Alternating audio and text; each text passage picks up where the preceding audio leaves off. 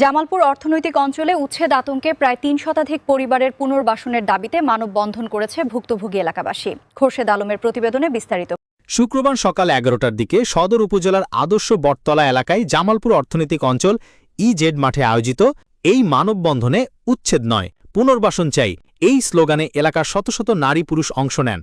ভুক্তভোগী এলাকাবাসী জানান, দীর্ঘদিন ধরে এই অঞ্চলে বসবাস করলেও বর্তমানে চারদিকে কারখানা গড়ে ওঠায় এবং যাতায়াতের পথ বন্ধ থাকায় তারা চরম মানবেতর জীবনযাপন করছেন।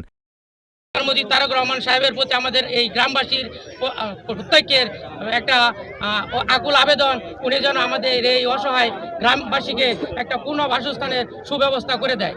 পুনর্বাসনের পূর্বের আশ্বাস দ্রুত বাস্তবায়নের দাবি জানিয়ে বক্তারা বলেন, দাবি আদায় না হলে ভবিষ্যতে আরও কঠোর আন্দোলন গড়ে তোলা হবে।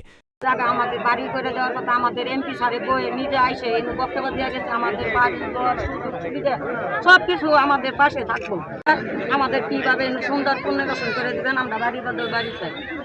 আমরা জীবন দিতে প্রস্তুত আছি, কিন্তু আমাদের অধিকার, আমাদের পুনর্বাসস্থান আদায় না হওয়ার আগ পর্যন্ত আমরা ওই হাইরুট ব্লক করব। এই সংকট নিরসনে মৌলিক অধিকার রক্ষার্থে দ্রুত সরকারি হস্তক্ষেপ কামনা করেছেন ভুক্তভোগী পরিবারগুলো।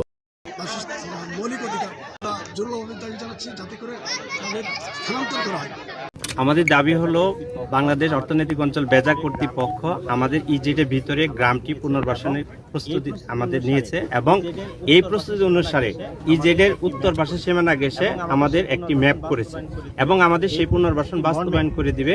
এই প্রতিশ্রুতি মর্মে সমস্ত গ্রামবাসীর আমাদের কাগজপত্র স্বাক্ষর সব ওকে করে এখন মন্ত্রণালয় পর্যন্ত ওকে আছে, কিন্তু আমাদের এখনো সেই পুনর্বাসনটি বাস্তবায়ন হচ্ছে না।